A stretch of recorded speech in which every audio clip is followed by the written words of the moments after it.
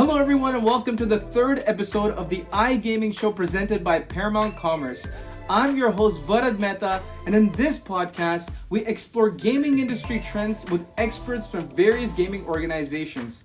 And in today's episode, we look into iGaming regulations in Ontario from a merchant's perspective with Nic Sulsky, the Chief Commercial Officer at PointsBet Canada. So without further ado, let's get the show rolling. Yeah, Nick, so I'd like to begin with a sort of non-iGaming related question.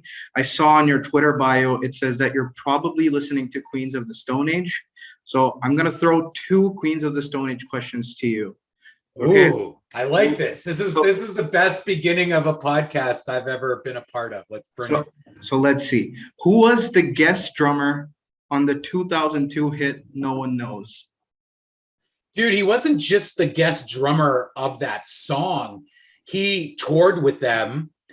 He toured with them during the breakup of the Foo Fighters during that short period of time. Yes. Dave Grohl drummed on a majority of that album. It wasn't just that one song. Yes. So number two, for bonus points, Josh Homme was also part of another band that he formed with Dave Grohl. Do you know the name of that band? I'll give you a hint. Well, of course. I mean, Homie's been a part of a number of bands. And the band that you're talking about, the third member, is one of the most legendary bass players of all time, John Paul Jones. Them Crooked Vultures is fantastic. There you go. Because I'm big on music, so I was like, this is perfect to start the interview out with Nick. Learn more about music, and then we'll go into iGaming. So I guess we'll shift the focus now. Could you maybe tell me about your background and how you got involved with the online gaming industry? Because I saw that you've been part of the fantasy sports world for a majority of your professional career. So could you tell me how you got involved with fantasy sports and then transitioned into online gaming? It's a bit of a long story, but I'll try and make it as short as possible. So before I got into iGaming, before I got into the sports world, I worked in film and television, and at the time, primarily children's television. And at the time, there was a sports talk show up in Canada called Off the Record. And I started doing that show because, as you could guess, I'm not shy and I'll talk about anything. And I was on television at the time. And this was kind of the early mid 2000s. And this was right around the time I just started getting obsessed with season-long fantasy sports as a player. I love fantasy football. And the producer of Off the Record also happened to be a big fantasy football player at the time. But there wasn't a lot of content that existed for other fantasy players to kind of learn, read, watch, or not. I mean, there's lots of reading, but not a lot of like online content around it. So I, alongside the producer of Off the Record, we created and produced something called the Fantasy Hockey Report, which was broadcast on tsn.ca for a couple of years. Ended up founding a startup. It was called InGamer, and we built the product, raised some money. It was a live, real-time fantasy sports game where you would pick 5 players before a game, and then you would score points based on how those players would do in the game. But then you could also change your players during the game. So it was the first live in-game, ergo InGamer, fantasy sports product in the world, and licensed it to a bunch of big media properties in Canada. It was a part of Hockey Night in Canada. Licensed it also to Rogers. Then money was starting to flow into the ecosystem, because effectively what daily fantasy sports was and is close to legalized sports betting as you can get in markets where there is no legalized sports betting. So a lot of people were trying to figure out how to get involved in it. And so this European regulated gaming operator brought me on to help them figure out a strategy for how they were going to get involved in the US daily fantasy sports industry. Ended up architecting a deal to buy a company called Draft Day, which is at the time was the 3rd or 4th biggest daily fantasy sports company. And then I became the president of the Draft Day Gaming Group in September of 2015. And that was how I, that was really the my first entry point into kind of real money sports gaming in North America. Then I founded and became I co-founded and became the president of a company called Monkey Knife Fight in 2017. Built Monkey Knife Fight to be the third biggest daily fantasy sports company in the world. Monkey Knife Fight was sold in January of 2021, which was just before I joined PointsBet in June of 21. So that's kind of my very abridged path into the world of iGaming.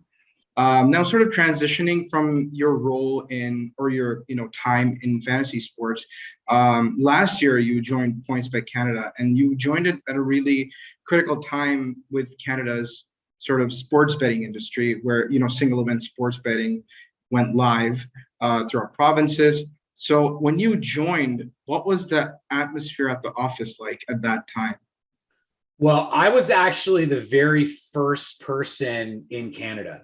But even before I officially joined, my job out of the gate was to express to everyone how unique Canada is, right? Canada is not just a carbon copy of a US state, right? We are a very unique people. We're a very unique market. And the way that we engage with sport is different than someone in New Jersey or someone in Colorado. So I think that when I joined, there was a level of excitement that we were on to something, because not every operator had dedicated and committed themselves to building a unique and authentic, or I shouldn't say authentic, but just a specific Canadian team. So on June 8th, when I started, I think that my international colleagues were pretty excited that finally, we had presence, or they had presence in this country. Because the way that PointsBet works is we really do believe in creating local or country-based divisions. We have, PointsBet was founded in Australia, publicly traded company, 2017, founded a US business in 2019, obviously now Canada in 2021. But I will say, there was a level of anxiety when I started, because ultimately there was no guarantee that the bill was actually going to pass the Senate, which was the last kind of stumbling block in order for it to become law. And then finally Bill C-218 passed, and it was there. I mean, we were so excited at that point. I think we were 4 people in Canada at that point. And then it was just all guns a-blazing, getting ready for market launch. I think that the other time that was really the other 2 elements, which are candidly a little bit more direct into kind of my responsibility, is one, building the Canadian brand strategy, brand vision, and what our go-to-market execution was going to look like. Because we really took an authentic, because we were building our own Canadian team, I came to the table very passionate about, here, let me step back. The AGCO and IGO, who are the 2 regulatory bodies in Ontario, made it very clear that Ontario was going to have a multi-private operator model, meaning there was going to be dozens and dozens of licenses given out to operators. So we knew, in Ontario being the 4th biggest market in North America, just from a kind of city perspective, and I would say right now probably the 2nd biggest iGaming market outside of New York in North America, we knew that the competition was going to be massive, right? So I was a big believer, and still am a big believer, we all are, that creating a differentiated lane from a brand perspective was going to be really vital, right? So using your content background, even the fact that you're Canadian, when the iGaming market launched in Ontario, using all of the amazing work that you had done up to that point, what were some early sort of consumer related observations you noticed? Because I think based on the amount of work you did by partnering with Curling Canada, being part of these different sports organizations, what were some observations you noticed during that time, even during the first 2 months of the market launch? It's a really good question. I mean, I think, before I answer, I'll frame it even a little bit more. The biggest challenge that we had at PointsBet, unlike pretty much every other operator in the market, was we didn't have a database when the market launched on April 4th. We started from scratch. We started from zero. So we had to spend the early months leading up to launch, and then as of launch, just at the first point, getting the Ontario sports fan even hearing about PointsBet, understanding who PointsBet was. So our initial challenge was really just getting some brand awareness out there, some aided and unaided awareness, as we define it, so people would download the app. I mean, ultimately, in order for anybody to gamble or to play online casino, or sports bet or play online casino, the first thing is you need to get people to know who you were or are. Like we did a deal with ClubLink. ClubLink is one of the biggest golf brands in Ontario. And we are literally on the ground activating at golf courses every week, right? We did a deal with the Ottawa Sports and Entertainment Group, who own the Ottawa Red Blacks. During every Ottawa Red Blacks game, we are in stadium, with personalities announcing live halftime prop bets for all of the fans at TD Place in Ottawa, right? Like we are really trying. We have a partnership with the NHL Alumni Association.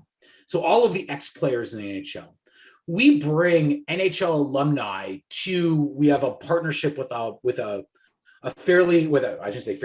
in my opinion, the best sports bar in downtown Toronto called The Bottom Line. Now, we bring NHL alumni to that bar to watch games with fans, right? Like we are really trying to figure out how we can get face-to-face with the Ontario sports fan, because honestly, I think there's a level of annoyance now of a lot of the Ontario sports fans when they're watching live television because of all of the ads. So, hey, if I had it, and I will admit that there might be a level of hypocrisy here, because if I had the budget, or if we had the budget of some of the other operators out there to afford to bombard the Ontario sports fans with 30-second commercials, maybe we'd be doing the same thing. Right? I mean, I don't think we would. Maybe we would do some of it, but we don't have that money. So we have to outthink. We have to out-strategize our competition. We can't outspend them. So I think that, to answer your question much more directly, as far as what I've witnessed within the market over the first couple months, is just a ton of noise, a ton of laziness, a ton of sameness. And we're really trying to figure out a way to differentiate in that sea of sameness. And I know that's a cliche, but when you look at the things that we're trying to do, they are a lot more unique and different than a vast majority of every other operator out there. I think even using sort of a creative approach is such a unique thing right now, right? I think when people are boxed in, it's usually that time that's make or break. And I think the way you describe it, I think yours was more of a make approach, that let's try to, use this box and creative approaches to, get accustomed with customers, let them approach our brand. Using that approach and that mindset, were there some major goals that the PointsBet Canada struck within the first 2 months of the market going live? Were there like some major wins that you guys wanted to accomplish, and then you did accomplish those wins? Yeah, I think there were two in particular. One, and I alluded to this before, is because we started with absolutely zero database when market launched, our initial goal was to create a level of aided awareness and unaided awareness that would register, with Ontario sports fans. And by that I mean, we track through a number of sources and data and third-party sources, just the general awareness of Ontario sports fans across a number of the different iGaming brands. And we hit levels of aided and unaided awareness in Ontario that really excited us, because again, we started from zero, right? So to think that we were hitting numbers that were very close to some of our competitors who had been in the market a lot longer, that had brands that were way bigger, that really excited us. I guess with major wins come with like some challenges or even, a set of goals that you'd like to take on over the next few quarters. So are there specific challenges, whether it's related to messaging or, responsible gaming initiatives, which is really important right now? Are there specific challenges that the PointsBet Canada team will be working on over the next few months? That's a really good question. I mean, I think that the biggest, the biggest challenges that we're working on right now is, we launched on April 4th, which was kind of at the tail end of most of the major North American sports seasons, right? So the biggest challenge for us right now, is looking at September, which is the beginning of NFL football season, right? And that's still the most explosive moment of every sports year's calendar, right? That September is kind of the new year of sports, right? But that also then leads into the beginning of the NBA season and the beginning of the NHL season as well. And because of our relationship with both the Leafs and the Raptors, really nailing how those two seasons start for us and the NFL season are challenges, but massive priorities, right? In figuring out how we're going to do that. I think you bring up a really important point by way of responsible gaming. I think it's really important for every operator to make responsible gaming consumer protections a priority, right? Because, a rising tide lifts all boats. And what we want to do is create the healthiest sports iGaming ecosystem, or I should say sports and iGaming ecosystem as it can for Ontario.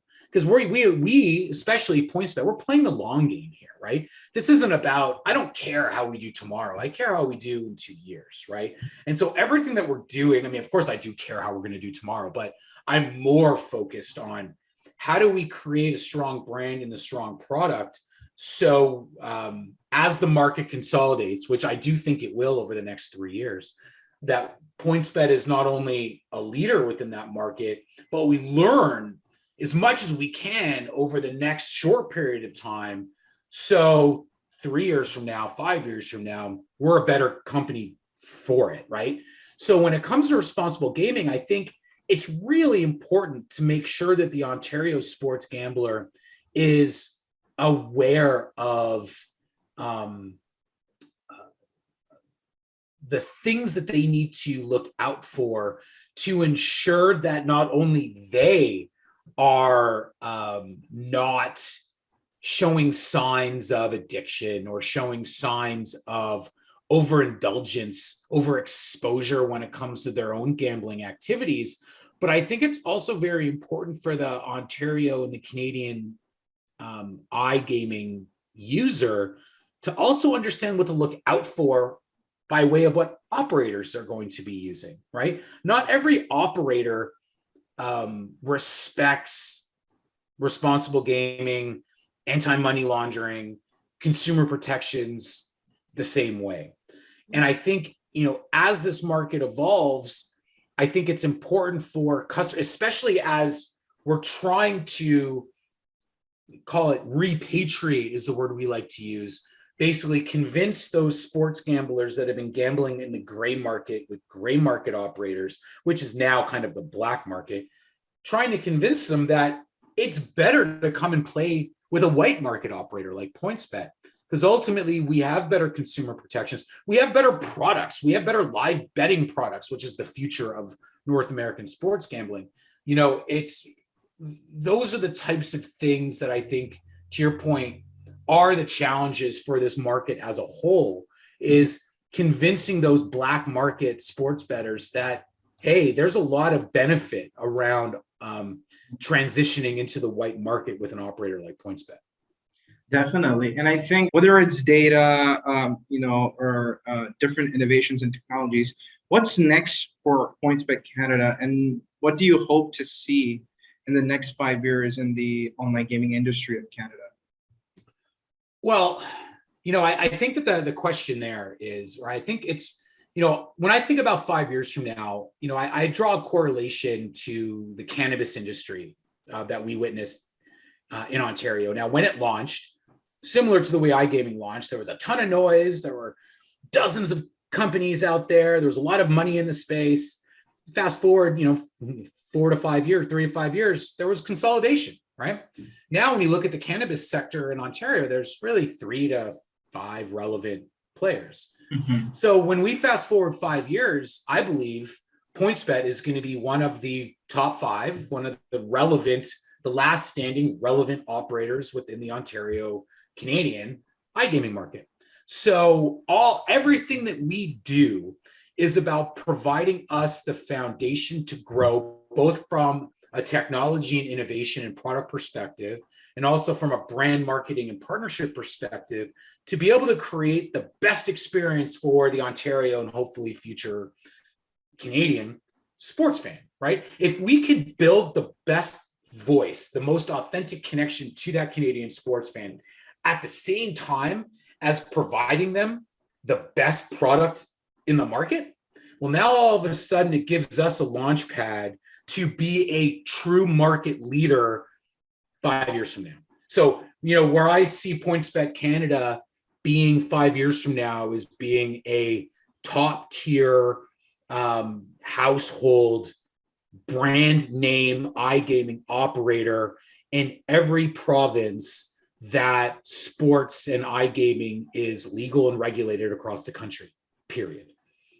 Right. And I think that's the best way to end the episode. I really want to thank you, because from a content creator to being involved in fantasy sports and transitioning into this, I think you have a really rich sort of history with you. And I think it's so great to know that you're, into music and all these different things. So thank you so much, Nic, for speaking with me. And, I really appreciate your time. Thank you so much. Rod, my pleasure. And I'll leave you with one more Josh Homme musical tip. There is a collective that he put together called the Desert Sessions. Okay. Now, the Desert Sessions, there are 2 volumes. Basically, he brought a bunch of people to the Palm Desert and they just recorded music together. Like Les Claypool from Primus and Billy Gibbons from ZZ Top and I think Alison Mosshart from The Kills. Like, just so much fun. So Caius Desert Sessions, and of course you've heard Them Crooked Vultures. You should check out the soundtrack. So Dave Grohl did a documentary called Music City, which is about a studio. So the soundtrack of that. So there's an amazing song there called Mantra, which is, that's right, him and Homme and Trent Reznor. Talk about musical geniuses. Like, oh my goodness. Good. Anyway, so there you go. We started with music. We ended with music. Music. It's perfect. It's a universal connection with everyone. So there you go. Music and sports, brother. Music and sports. Thank you so much, Nic. Thank you so much. Have a good day. Yeah, you're welcome. Thanks for having me, man.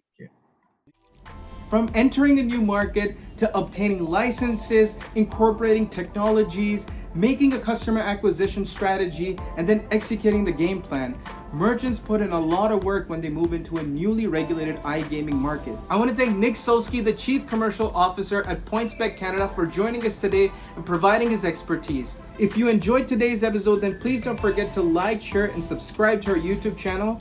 If you have any questions for us or Nic, then please comment them down below. Thank you so much for tuning into the iGaming show presented by Paramount Commerce. I'm your host, Varad Mehta, and until next time, keep gaming.